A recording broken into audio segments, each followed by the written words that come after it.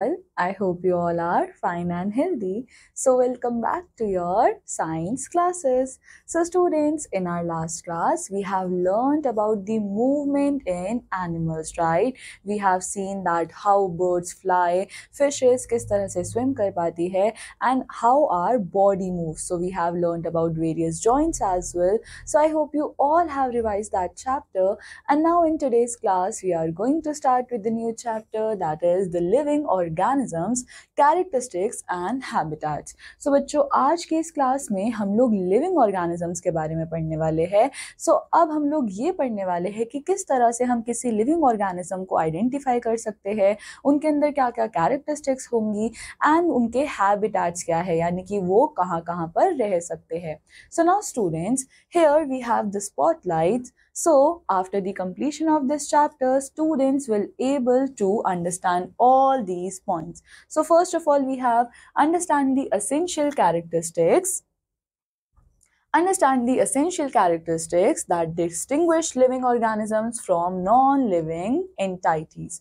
So बच्चों, अब हम लोग कुछ ऐसी characteristics के बारे में पढ़ने वाले हैं जो कि खाली living things के अंदर होगी and किस तरह से हम living और non-living things को characteristics के basis पे differentiate कर सकते हैं.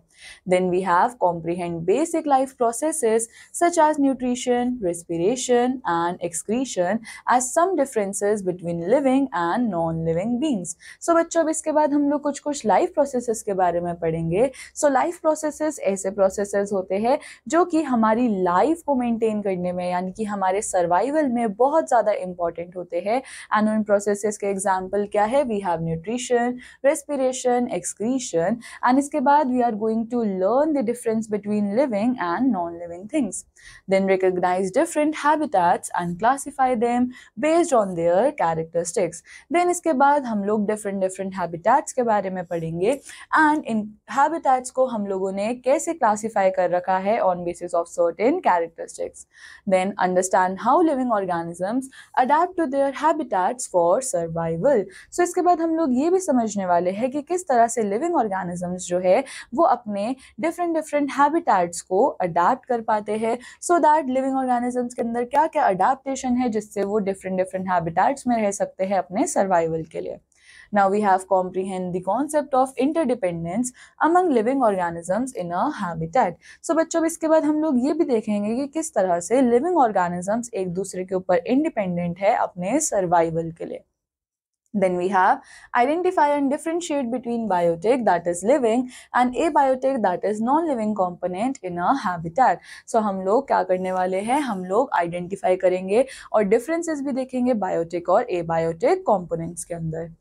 Now students, next we have boot up. So put a tick to indicate the characteristics of things in your list. So हमारे पास कुछ characteristics है and हम लोग देखेंगे कि ये characteristics जो है वो कौन exhibit कर सकता है. So it grows and develops. So tree can grow, boy can grow and cat can grow. Then we have it needs energy ताकि वो अपनी एक्टिविटीज जो है लाइफ मेंटेन करने के लिए उनको परफॉर्म कर सके. So we have tree, boy and cat. So it reproduces और produces a young one. So trees जो है वो रिप्रोड्यूस कर सकते हैं, बॉयज रिप्रोड्यूस कर सकते हैं. क्या कार रिप्रोड्यूस कर सकती है? No. Plastic plants they can not reproduce, but cats they can reproduce. It breathes air. So अब एयर को कौन ब्रीथ करता है? Tree, boy, cat. It eliminates waste. So waste भी कौन रिलीज करता है? हमारे पास है tree, boy, cat. Then it responds to its environment. So अपने एनवायरमेंट की तरफ भी कौन रिस्पॉन्स शो करता है? Tree, boy and cat. So now students, we are going to learn what are living things. So living things are those with life in them. So हम living things किनको बोलते हैं? जिनके अंदर life होती है, जिनके अंदर जीवन होता है. So they need food, water and air for their survival. अब living things की characteristic क्या है? कि उनको survive करने के लिए खाना भी चाहिए, उनको पानी भी चाहिए और उनको air भी चाहिए. So they can grow, reproduce, respond to stimuli and adapt to their environment. So अब living things क्या कर सकते हैं, वो grow कर सकते हैं, वो reproduce कर सकते हैं and also वो अपने environment की तरफ response भी कर सकते हैं अगर उनको कोई भी stimulus मिल रहा है. Stimulus का मतलब क्या है यहाँ पे, कोई भी external signals. For example, अगर हमको बहुत ज़्यादा गर्मी लगती है तो हम क्या करते हैं, हम फटाफट से फैन के नीचे, एसी के नीचे जाकर खड़े हो जाते हैं. सो इसका मतलब हम हमारे एनवायरनमेंट से अवेयर है एंड हम हमारे स्टिमुलस की तरफ रिस्पॉन्ड कर रहे हैं. एंड इसके बाद हम लोग क्या कर सकते हैं, अडेप्ट कर सकते हैं हमारे एनवायरनमेंट के अंदर. सो एग्जांपल्स क्या है लिविंग थिंग्स के, boys, girls, animals. So animals के अंदर है हमारे पास cat, pigeons, frogs, fish, cockroaches, lizards, squirrels, ands and rats. And then we have plants as well. So all plants are living because they grow, reproduce and require food, water and air to live. So बच्चों जितने भी plants हैं उन सबको हम लोग क्या बोलते हैं, living. And why we are calling plants and living? क्योंकि वो लोग grow भी करते हैं, वो reproduce भी करते हैं, उनको खाना भी चाहिए, उनको पानी भी चाहिए and उनको air भी चाहिए अपने survival के लिए. So when we see a cat playing or a pigeon flying, we know that they are living things because they can move and respond to stimuli. अब बच्चों अगर इसी तरीके से हम लोग cats को, dogs को, pigeons को, birds को देखें तो हम उनको भी living बोलेंगे. And क्यों हम उनको living बोल रहे हैं, क्योंकि वो लोग भी क्या कर सकते हैं, वो लोग respond कर सकते हैं अपने environment को, वो लोग move कर सकते हैं, उनको भी food चाहिए, उनको भी air चाहिए. So non-living things do not have life in them. Example, non-living things include sand, wood, glass, paper and jam. सो बच्चों नॉन लिविंग थिंग्स का मतलब क्या होता है कि जिनके अंदर कोई लाइफ नहीं होती. और इसके एग्जाम्पल क्या है, हमारे पास सैंड है, वुड है, पेपर है, जैम है. Even though paper comes from trees and jam from fruits, they are considered non living because they do not grow, reproduce और रिस्पॉन्ड टू स्टिमुलाई. अब बच्चों एक चीज यहाँ पर नोटिस करना कि ये पेपर और ये जैम आ कहाँ से रहा है, ये आ रहा है लिविंग थिंग से, राइट. ये पेपर आ रहा है ट्री से, जैम आ रहा है फ्रूट से एंड ये सारी की सारी चीजें आ रही है लिविंग थिंग्स से. बट स्टिल इनके प्रोडक्ट्स को हम लोग नॉन लिविंग कंसीडर कर रहे हैं क्योंकि इनके प्रोडक्ट्स जो है वो ना तो ग्रो कर सकते हैं, ना रिप्रोड्यूस कर सकते हैं और ना ही अपने स्टिमुलस को कोई रिस्पॉन्ड दे सकते हैं. So living things must fulfil such criteria to be considered living. So इसलिए लिविंग थिंग्स को ये सारे क्राइटेरियाज जो है वो फुलफिल करने पड़ेंगे, तभी हम उनको लिविंग कंसीडर करेंगे. Now students, next we have characteristics of living things. So living things have certain characteristics that distinguish them from non-living things. So अब हम लोग कुछ ऐसे characteristics पढ़ने वाले हैं जिससे living things और non-living things को हम लोग distinguish कर सकते हैं. So ये characteristics क्या है? These characteristics include structure, organization, movement and response to stimuli, respiration, reproduction, growth and development. So अब हम इन सारे कैरेक्टरिस्टिक्स को एक एक करके डिटेल में पढ़ने वाले हैं. सो सबसे पहले हम लोग बात करते हैं स्ट्रक्चरल ऑर्गेनाइजेशन की. So living things have a specific way their bodies are organised. So बच्चों अगर हम बात करें लिविंग थिंग्स की, सो इनकी बॉडीज जो है वो एक बहुत ही स्पेशल तरीके से ऑर्गेनाइज्ड है. एंड वो स्पेशल तरीका क्या है, they are made up of tiny units called cells. So बच्चों कोई भी लिविंग थिंग है वो लिविंग थिंग सबसे छोटे पार्टिकल से मिलकर बना हुआ है एंड वो सबसे टाइनी यूनिट क्या है, वो है cells. So which are like building blocks of life. So बच्चों सेल होते क्या है, सेल स्ट्रक्चरल और फंक्शनल यूनिट है हमारे लाइफ के एंड ऑल्सो हम लोग इनको बिल्डिंग ब्लॉक्स ऑफ लाइफ भी बोलते हैं क्योंकि बहुत सारे सेल्स मिलकर ही क्या करते हैं, एक ऑर्गेनिज्म को बना पाते हैं. सो इसका मतलब अगर एक भी सेल नहीं हुआ तो लाइफ पॉसिबल नहीं है. So each cell can do its own work and survive on its own. अब बच्चों हर सेल यानी कि हर एक सिंगल सेल भी क्या कर सकता है, वो खुद एग्जिस्ट कर सकता है, वो अपना सारा काम खुद परफॉर्म कर सकता है. So when similar cells come together and work together to perform a specific job, they form a tissue. So अब होता क्या है, जब similar cells यानी कि मिलते जुलते सेल एक साथ आते हैं और वो एक ही फंक्शन परफॉर्म करते हैं, so वो क्या बना देते हैं, वो टिश्यूज बना देते हैं. For example, we have muscle tissue helps us move while nerve tissue help us feel sensation. So बच्चों हमारे पास दो टिश्यूज के एग्जाम्पल है. हमारे पास है मसल टिश्यू. सो मसल टिश्यूज क्या करते हैं, वो हमको मूवमेंट करने में हेल्प करते हैं, राइट। सो यहाँ पर बहुत सारे सेल्स जो कि सिमिलर है वो एक साथ आए होंगे एंड उन सारे सेल्स का काम क्या है कि वो मूवमेंट में हेल्प करेंगे, तभी वो क्या बना रहे हैं, muscle tissue. Then next we have nerve tissue and nerves का काम क्या होता है, नर्व टिश्यूज का काम क्या होता है कि हमको हमारे पास आसपास जो सेंसेशंस है उनको फील करने में हेल्प करते हैं। सो इस केस में नर्व टिश्यू को बनाने के लिए हमारे पास कौन आया होगा, हमारे पास बहुत सारे सेल्स जो कि एक जैसे है वो इकट्ठा हुए, जिनका फंक्शन एक ही था कि उनको सेंसेशंस जो है वो फील करवानी है एंड इसलिए हमारे पास बना nerve tissue.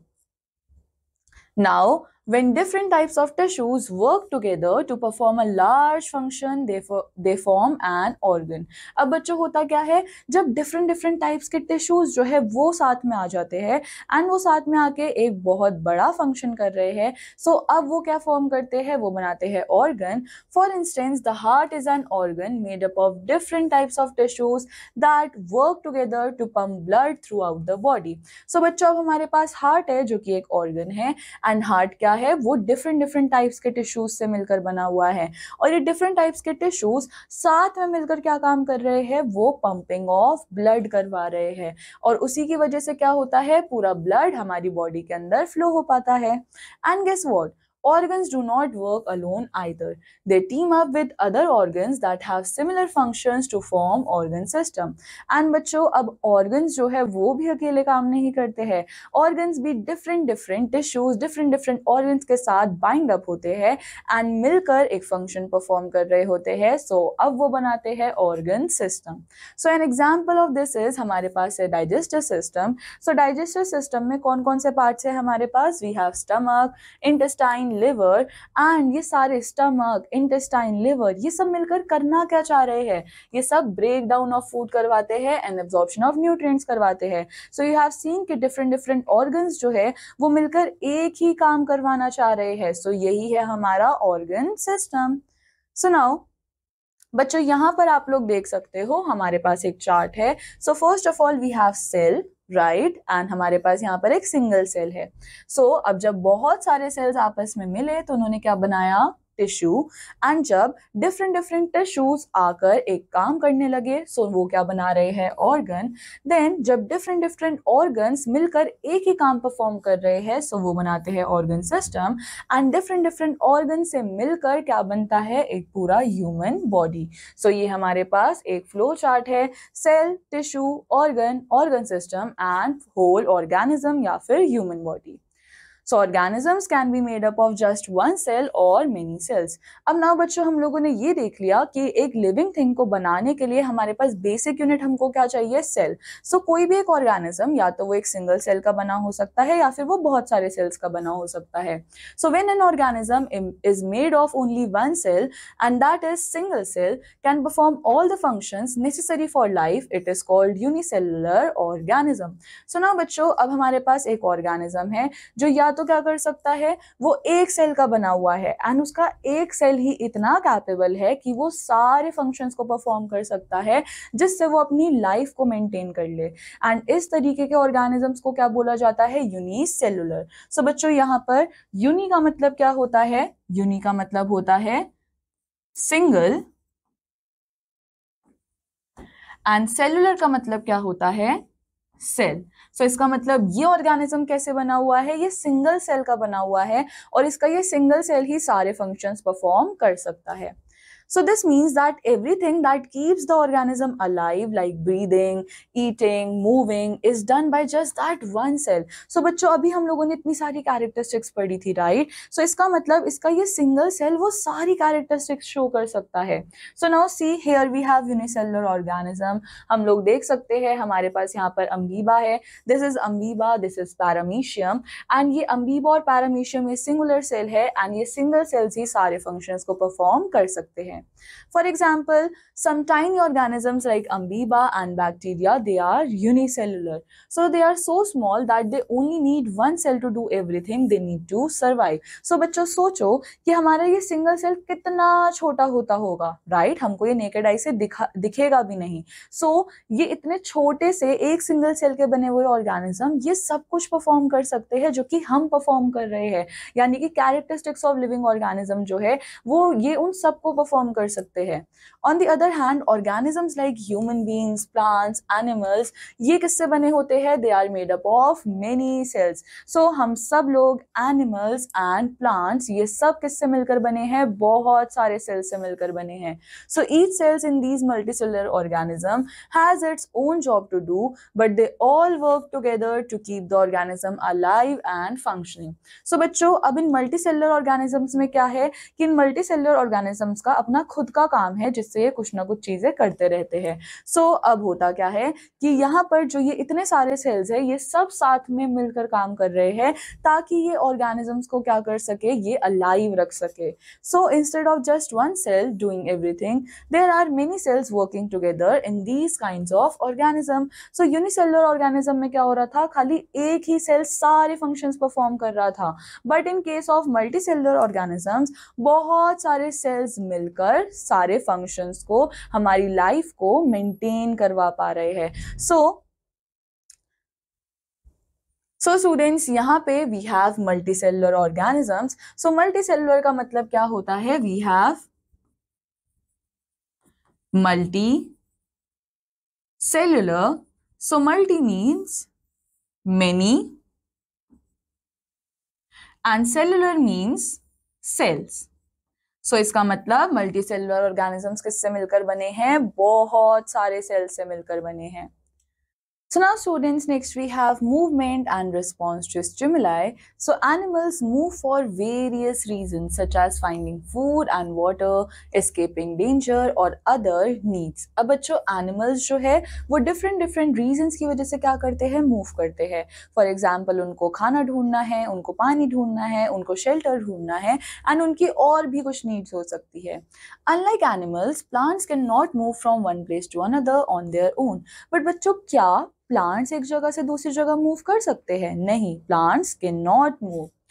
However, they exhibit movement in certain parts such as leaves and roots in response to changes in their immediate environment. But बच्चों, अभी तो हम लोगों ने पढ़ा था कि लिविंग ऑर्गेनिज्म होने के लिए उनको मूव तो करना पड़ेगा, बट प्लांट्स ये तो एक जगह से दूसरी जगह मूव नहीं कर रहे। तो क्या प्लांट्स लिविंग ऑर्गेनिज्म नहीं है? Yes, plants living organism ही है, but then what about that movement characteristic? So movement characteristic भी plants show करते हैं, but ये अपने different parts के अंदर show करते हैं। जैसे कि ये अपनी leaves के अंदर movement show करते हैं, ये अपनी roots के अंदर movement show करते हैं, and ये movement जो है वो कैसे show करते हैं? अपने environment के अंदर change आने की वजह से। So let's see, a change in the immediate environment of an organism is called stimulus. So बच्चों, अब stimulus का मतलब क्या है? जैसे ही किसी के एनवायरनमेंट में कुछ चेंज आ जाता है एंड वो एकदम से आने वाला चेंज, उसी को क्या बोला जाता है? Stimulus. The organisms reaction to the stimulus is called a response. And बच्चों, स्टिमुलस के बदले हम लोग जिस तरीके से रिस्पॉन्ड करते हैं, या कोई भी लिविंग ऑर्गेनिज्म जिस तरीके से रिस्पॉन्ड करता है, उसी को क्या बोला जाता है? Response.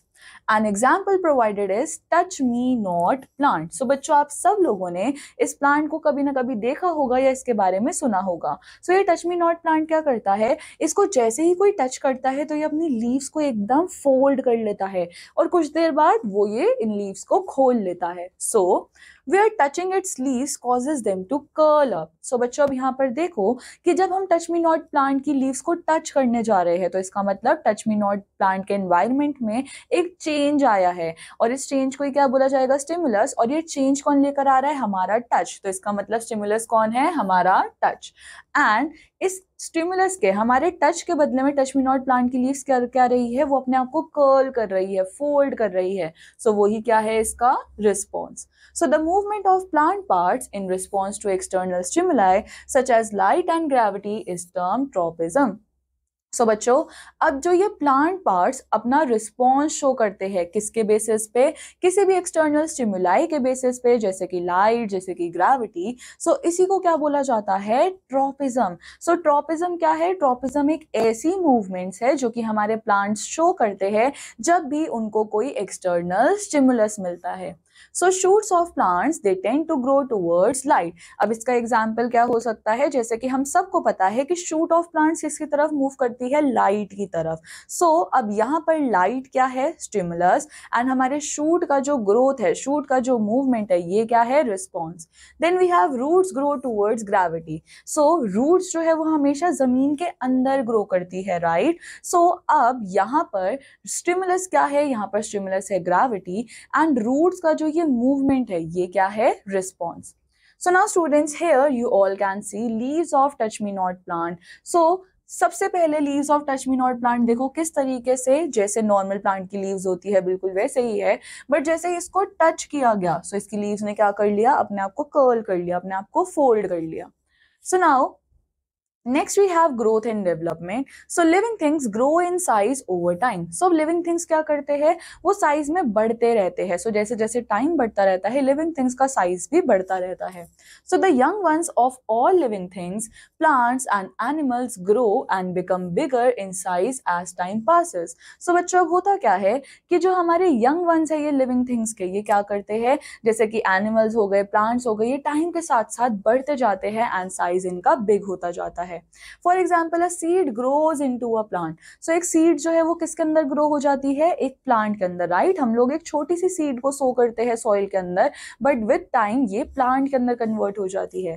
Then we have a baby grows into an adult, and animals like puppies, kittens and chicks grow into bigger animals like dogs, cats and chickens respectively. So now बच्चों हम लोग देख सकते हैं कि किस तरह से एक बेबी क्या करता है, वो विद टाइम एक बड़े ह्यूमन बीइंग के अंदर कन्वर्ट हो जाता है। So we have a seed जो कि ग्रो हो रही है प्लांट के अंदर, एक बेबी है जो कि एक अडल्ट के अंदर ग्रो हो रहा है। देन वी हैव अ चिक, एंड ये चिक विद टाइम क्या होगा, ये चिकन के अंदर ग्रो हो जाएगा। And then we have a kitten. So ये किटन किसके अंदर ग्रो होंगी, ये कैट्स के अंदर ग्रो हो जाएगी। So this growth happens because the cells in their bodies divide and increase in number.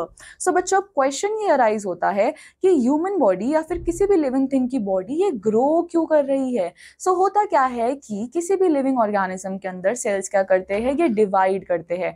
And सोचो जब सेल्स डिवाइड करेंगे तो उनका नंबर इंक्रीज होगा या डिक्रीज होगा, इंक्रीज होगा। सो लेट्स सी कैसे। फॉर एग्जाम्पल हमारे पास यहाँ पर एक सेल है, एंड अब इस एक सेल ने खुद को डिवाइड किया। सो जब ये अपने आप को डिवाइड करेगा सो ये कितने सेल्स में कन्वर्ट हो जाएगा, ये 2 सेल्स के अंदर कन्वर्ट हो जाएगा। एंड अब हमको यहाँ पर 1 से 2 मिल चुके हैं। अब जब ये दोबारा डिवाइड करेंगे तो ये 2 सेल्स बनाएंगे, ये सेल भी 2 सेल बनाएगा। सो इसका मतलब यहाँ पे हमको एक सेल से पहले 2 सेल मिले, फिर इन 2 सेल से हमको 4 सेल्स मिले। सो इस तरह से हमारे सेल्स डिवाइड होते रहते हैं एंड उनका नंबर बढ़ता रहता है, एंड इसी की वजह से कोई भी एक बॉडी, एक लिविंग ऑर्गेनिज्म की बॉडी ग्रो करती है। So, living things, unlike non-living things, become taller and bigger as they grow. So, बच्चों अब living things क्या करती है, वो tall भी होती है, वो bigger भी होती है, but ये चीज non-living things के साथ नहीं हो पाती. Now, next we have respiration. So living things get energy from food through respiration. So बच्चों अब हम सबको बहुत सारे काम करने होते हैं पूरे दिन के अंदर। So उसके लिए हमको क्या चाहिए, हमको एनर्जी चाहिए, राइट। एंड ये एनर्जी हमको कहाँ से मिलती है, ये हमको फूड से मिलती है। बट फूड से एनर्जी निकलती कैसे है, तो ये निकलती है रेस्पिरेशन के प्रोसेस से। So when oxygen reaches in cell, जैसे ही ऑक्सीजन सेल्स तक पहुंच जाता है, इट बर्न्स और oxidise glucose and hence the energy is produced. So बच्चों अब जैसे ही हम लोगों ने ब्रीदिंग करी, हम लोगों ने सांस ली, तो ऑक्सीजन हमारी बॉडी के अंदर जाएगा, और ऑक्सीजन जैसे ही हमारे फूड के साथ मिक्स होगा, उसके साथ कंबाइन होगा, तो वो हमारे फूड को क्या करता है, बर्न करता है, जिसकी वजह से क्या होता है, हमारे फूड के अंदर से एनर्जी रिलीज होती है। सो यहाँ पर फूड और ऑक्सीजन मिलकर क्या करते हैं, हमको एनर्जी प्रोवाइड करवाते हैं। So respiration also produces carbon dioxide as waste product. अब बच्चों ये फूड की बर्निंग में हमारे पास हमको एनर्जी तो मिल जाती है, बट इसके बाद हमारे पास एक वेस्ट प्रोडक्ट भी होता है, और ये वेस्ट प्रोडक्ट क्या है, कार्बन डाइऑक्साइड। सो इसको हम लोग एक इक्वेशन के फॉर्म में सीखते हैं। सो हमारे पास यहाँ पर है ग्लूकोज। सो ये ग्लूकोज को ही हम लोग फूड बोल सकते हैं, क्योंकि हमारे फूड का सिंपलर मटेरियल क्या होता है, ग्लूकोज। सो नाउ जब हमारे फूड के साथ ऑक्सीजन रिएक्ट करेगा, सो ये क्या रिलीज करेगा? ये रिलीज करेगा एनर्जी। सो ये एनर्जी तो हमारे लिए यूजफुल है, ये एनर्जी को हमारी बॉडी यूज करेगी, बट इस एनर्जी के साथ साथ एक और चीज रिलीज होती है, एंड वो क्या होता है? वो होता है कार्बन डाइऑक्साइड। सो बच्चों, ये कार्बन डाइऑक्साइड हमारे बॉडी में किसी काम की नहीं होती है, ये एक वेस्ट प्रोडक्ट है। सो अब इस वेस्ट प्रोडक्ट को हम लोगों को बाहर भी निकालना होता है। सो ये कैसे बाहर निकलता है? जब हम लोग एक्सेल आउट करते हैं। सो इस एक्सेलेशन में ही कार्बन डाइऑक्साइड हमारी बॉडी से बाहर निकलता है। So both plants and animals respire all the time. So बच्चों, ये जो रेस्पिरेशन है ये प्लांट्स और एनिमल्स दोनों के अंदर चल रही है, एंड ये कॉन्टिन्यूसली चलती रहती है। So breathing is a part of respiration, which is inhalation, taking in oxygen, and exhalation, taking out oxygen. So बच्चों, यहाँ पर हम लोग क्या बोल सकते हैं कि ब्रीदिंग जो है वो किसका पार्ट है? वो रेस्पिरेशन का ही पार्ट है। अब बच्चे कंफ्यूज किस चीज में हो जाते हैं कि ब्रीदिंग और रेस्पिरेशन सेम ही तो है? नहीं, ब्रीदिंग क्या है? Taking in of oxygen and exhaling out carbon dioxide. But respiration क्या है? रेस्पिरेशन इज हम लोग हमारे फूड से जिस तरीके से एनर्जी ऑब्टेन कर सकते हैं, that is respiration. So now students, over here it is written that inhalation is what? It is taking in of oxygen, and now exhalation is what? Exhalation is taking out of carbon dioxide. So हम लोग यहाँ पर इसको correct कर लिखेंगे that it is carbon dioxide.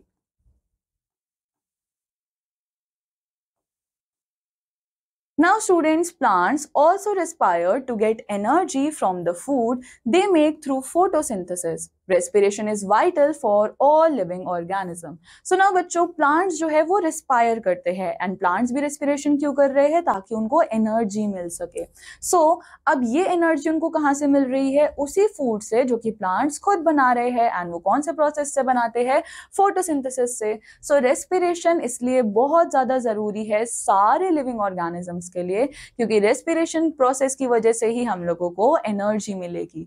Now some animals may have different mechanisms for the exchange of gases as a part of respiration. So now बच्चों, अब हर एनिमल के अंदर जो एक्सचेंज ऑफ गैसेस का मैकेनिज्म है वो डिफरेंट हो सकता है. जैसे कि हम लोग नोज के थ्रू ही इनहेल कर रहे हैं, नोज के थ्रू ही एक्सहेल आउट कर रहे हैं. सो ये एनिमल टू एनिमल डिफर हो सकता है. सो अर्थवॉर्म्स जो है वो कैसे ब्रीथ करते हैं? वो अपनी स्किन के थ्रू ही ब्रीथ करते हैं. फिशेस के पास होते हैं गिल्स, एंड ये इस गिल्स से ऑक्सीजन को यूज करते हैं जो कि वाटर के अंदर डिसॉल्व होती है. Then these mechanisms help animals get the oxygen they need for respiration, and इन्हीं मैकेनिज्म्स की वजह से, अर्थवॉर्म की स्किन की वजह से, फिशेस के गिल्स की वजह से ये लोग ऑक्सीजन जो है वो अपनी बॉडी के अंदर ला पाते हैं. Now next we have excretion. So some parts of food remain unused and become harmful waste. अब बच्चों, होता क्या है कि हमारे फूड का जो कुछ पार्ट होता है ना, वो कैसा होता है? थोड़ा अनयूजफुल होता है, एंड अब वो किसके अंदर बदल जाता है? वेस्ट मटेरियल्स के अंदर.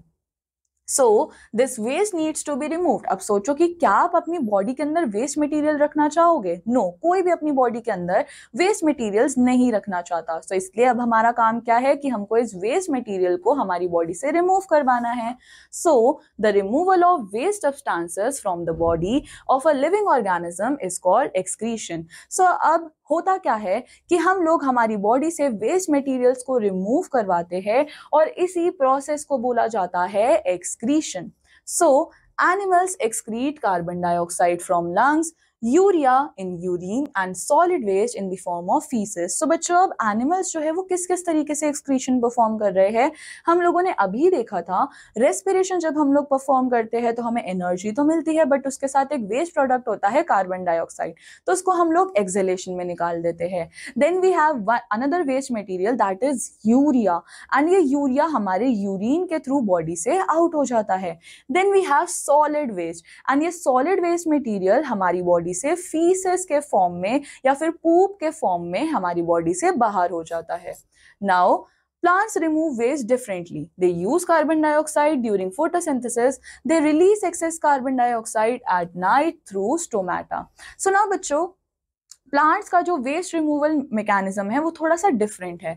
प्लांट्स क्या करते हैं, ये दिन के टाइम में तो कार्बन डाइऑक्साइड को यूज करते हैं और इस कार्बन डाइऑक्साइड को यूज करके ये लोग फोटोसिंथेसिस के थ्रू अपना खाना बना देते हैं। But in case of night plants जो है वो excess of carbon dioxide release करते हैं एंड इसलिए बोला जाता है कि रात के टाइम में हमको पेड़ों के नीचे नहीं बैठना चाहिए। बट बच्चों इसके पीछे का एग्जैक्ट रीजन क्या है, देखो हमारा जो ये ब्रीदिंग और रेस्पिरेशन है ये पूरा टाइम चल रहा है हमारे प्लांट्स के अंदर। सो होता क्या है कि ये ब्रीदिंग प्रोसेस जो है वो तो कॉन्टिन्यूसली चलता जा रहा है, बट रेस्पिरेशन प्रोसेस जो है वो प्लांट्स के अंदर खाली सुबह के टाइम हो पाता है, क्योंकि प्लांट सुबह के टाइम में तो खाली फूड बनाते हैं। सो इसलिए क्या होता है कि सुबह के टाइम पे प्लांट्स जितना रेस्पायर करते हैं वो उससे ज्यादा फोटोसिंथेसिस करते हैं और उस फोटोसिंथेसिस की वजह से ऑक्सीजन ज्यादा बाहर निकलता है। बट रात के टाइम में क्या प्लांट्स कोई फोटोसिंथेसिस करते हैं? नहीं, प्लांट्स कोई फोटोसिंथेसिस नहीं करते एंड इसलिए रात को ऑक्सीजन रिलीज नहीं होता। रात को क्या रिलीज होता है? Carbon dioxide. So now oxygen is also remove through the stomata. अब बच्चों ये ऑक्सीजन रिलीज कहाँ से होता है? सो ऑक्सीजन प्लांट बॉडी के अंदर एक स्मॉल होल जिनको हम क्या बोलते हैं, स्टोमेटा, वहां से बाहर निकलता है। So some waste is stored in plant parts और excreted at secretions like gum, resin and latex. And इसके अलावा कुछ वेस्ट मटेरियल्स जो है वो भी प्लांट्स के अंदर स्टोर्ड रहते हैं एंड अब प्लांट्स इसको एक्सक्रीट आउट कैसे करते हैं, बाहर कैसे निकालते हैं, in the form of gum, resin and latex. So ये रहा हमारे पास रेजिन, लेटेक्स एंड गम, जो कि आप लोगों ने बहुत कॉमनली प्लांट्स के अंदर से, ट्रीज के अंदर से निकलता हुआ देखा होगा। So these plant waste products can be beneficial to humans. And अब जो ये वेस्ट प्रोडक्ट्स प्लांट्स के लिए वेस्ट है, ये ह्यूमंस के लिए क्या है, यूजफुल है। सो इसलिए ह्यूमंस इनका यूज करते हैं। So now students, we have pick up more. So when a plant gets injured or stressed, it releases a sticky substance called a gum, right? So जब भी हम लोग प्लांट की लीव्स को तोड़ देते हैं, उनकी स्टेम्स को तोड़ देते हैं, तो हमको उनके अंदर से एक वाइट स्टिकी सब्सटेंस जो है वो निकलता हुआ दिखता है and that is gum. So this gums help seal the injury and heal the plant. So अब ये गम करता क्या है कि उस इंजरी को ठीक करने में प्लांट की मदद करता है। So now next we have reproduction. So reproduction क्या है? Reproduction is the process by which living organisms produce new members of their kinds or species. So reproduction एक ऐसा process है जिसमें living organisms क्या करते हैं, वो नए organisms को produce करवाते हैं अपने ही जैसे। So now different animals have different modes of reproduction. So अब ये रिप्रोडक्शन भी जो है वो एनिमल टू एनिमल डिफर करता है, ये हर एनिमल में सेम नहीं होता है। So some animals give birth to their young ones while other lay eggs. So अब कुछ एनिमल्स क्या करते हैं कि वो अपने यंग वंस को ही बर्थ देते हैं, वेयरएज कुछ एनिमल्स क्या करते हैं कि वो एग्स को ले करते हैं। So human beings, cats, dogs, cows, horses, deer, lions, tigers, ये सब क्या करते हैं, ये बर्थ देते हैं अपने यंग वंस को। So birds and fish reproduce by laying eggs. So birds and fish क्या करती है कि ये eggs lay करती है and उन eggs में से इनके young ones निकलते हैं। So birds lay egg which on hatching produce young ones. Now students, next we have brush up session. So यहाँ पे you have some scrambled words and you have to unscramble them. So for example, here we have movement. So we are going to write over here movement. So now students, next over here we can see that it is excretion. So इस तरह से you have to unscramble these words. Now we have plants also reproduce in different ways. So अब हमारे पास plants है जो कि different ways से reproduce करते हैं. So plants produce seeds that germinate into new plants. So अब हम सबको पता है कि plants क्या करते हैं, ये seeds germination show करते हैं and seed germinate होने के बाद ही अब उस seed में से एक नया plant निकलता है. Then some plants reproduce through parts other than seeds such as part of potato that grows into a new plant. And बच्चों plants के कुछ parts भी क्या कर सकते हैं, वो एक न्यू प्लांट को बर्थ दे सकते हैं। फॉर एग्जाम्पल हम सब के घरों में बहुत कॉमनली रोज प्लांट लगा होता है। सो अगर हम रोज की स्टेम को कट कर कर उसको सॉइल के अंदर डिग कर दे, सो अब उस स्टेम में से एक नया प्लांट ग्रो हो सकता है। सो प्लांट्स जो है वो इस तरीके से रिप्रोड्यूस करते हैं। Then we have environment. So living things depend on their surroundings for food, water and shelter. So बच्चों, लिविंग थिंग्स जो है वो क्या करती है, वो अपने सराउंडिंग्स के ऊपर डिपेंडेंट है ताकि उसको फूड, वाटर और शेल्टर मिल सके, तभी वो सर्वाइव कर पाएगी। So now बच्चों, the surroundings that affect their growth and development are called the environment. So बच्चों, environment होता क्या है? ये एक ऐसी सराउंडिंग है जो कि किसी भी लिविंग ऑर्गेनिज्म की ग्रोथ को, डेवलपमेंट को इफेक्ट करेगी, एंड इसी को हम लोग क्या बोलते हैं? Environment. So the environment consist of two main components, biotic and abiotic. So हमारे एनवायरमेंट के अंदर दो कंपोनेंट है, एंड वो दो कंपोनेंट क्या है? बायोटिक और abiotic component. So biotic components, इनके अंदर क्या है? Living things like plants and animals. So biotic component के अंदर होते हैं लिविंग थिंग्स जिनमें हमारे पास प्लांट्स है और एनिमल्स है, एंड एबायोटिक कंपोनेंट के अंदर है नॉन लिविंग थिंग्स जिनके अंदर हमारे पास air, light, water, soil and temperature है। सो बायोटिक मतलब लिविंग, एबायोटिक मतलब नॉन लिविंग। बायोटिक के अंदर सारे लिविंग फैक्टर्स, एबायोटिक के अंदर सारे नॉन लिविंग फैक्टर्स। नाउ सबसे पहले हम लोग बायोटिक कंपोनेंट को समझते हैं। सो बच्चों, the biotic, the term biotic, ये किसको रेफर करता है? लिविंग थिंग्स को। So biotic component are those with life. So अब लिविंग थिंग है, बायोटिक लिविंग को रेफर कर रहा है, तो इसका मतलब बायोटिक कंपोनेंट के पास क्या होने वाला है? लाइफ।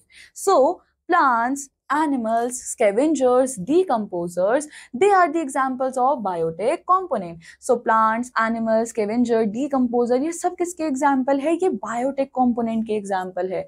सो अब हम लोग बात करेंगे सबसे पहले प्लांट की। So many plants have green leaves, right? हम सबको पता है कि बहुत सारे, मेजॉरिटी ऑफ प्लांट्स के पास ग्रीन लीव्स ही होती है। So the green colour comes from a leaves from a pigment called chlorophyll. So plant को ये ग्रीन कलर प्रोवाइड कौन करवाता है? एक ग्रीन पिगमेंट जिसका नाम क्या है? Chlorophyll. So chlorophyll helps plant make food with sunlight, water and carbon dioxide. So यहाँ पर लिखा है कि क्लोरोफिल जो है वो प्लांट को खाना बनाने में हेल्प कर रहा है, बट कैसे? क्योंकि क्लोरोफिल जो है वो सनलाइट को एब्जॉर्ब करता है, और जब तक सनलाइट एब्जॉर्ब नहीं हो पाएगी तो प्लांट खाना नहीं बना पाएगा। So that is the important function of chlorophyll. So chlorophyll green pigment भी देता है लीव्स को, एंड अपार्ट फ्रॉम दैट वो सनलाइट एब्जॉर्ब करने में भी हेल्प करता है। So plants without chlorophyll which are not green can not make their food, they depend on other plants, insects for their food. So now बच्चों, ऐसे plants जिनके पास chlorophyll नहीं है, वो ग्रीन नहीं है, वो अपना खाना खुद नहीं बना सकते, वो दूसरे ऑर्गेनिजम्स, दूसरे इंसेक्ट्स के ऊपर डिपेंड करते हैं अपने फूड के लिए।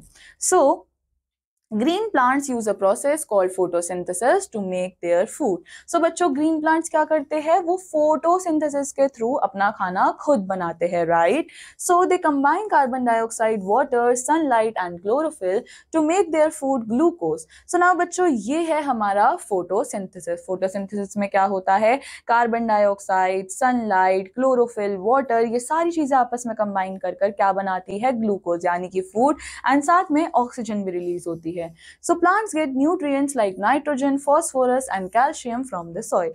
So now coming to कि plants को nutrients कहाँ से मिल रहे हैं? plants को nutrition कहाँ से मिल रहा है? So उनको नाइट्रोजन, फॉस्फोरस, कैल्शियम, ये सारी चीजें कहाँ से मिलती है? अपनी सॉइल से। नाउ स्टूडेंट्स, अब हम बात करेंगे एनिमल्स की। So animals unlike green plants can not make their own food, they are called heterotrophs. Both animals and plants require substances to grow called nutrients. अब बच्चों, एनिमल्स जो है वो अपना खाना खुद नहीं बना सकते, एंड ऐसे ऑर्गेनिजम्स जो अपना खाना खुद नहीं बना सकते उनको हम लोग बोलते हैं हेटेरोट्रॉफ्स, और जो ऑर्गेनिज्म अपना खाना खुद बना सकते हैं उनको हम बोलते हैं ऑटोट्रॉफ्स। सो हम लोग प्लांट्स को क्या बोलेंगे? प्लांट्स को बोला जाएगा autotrophs.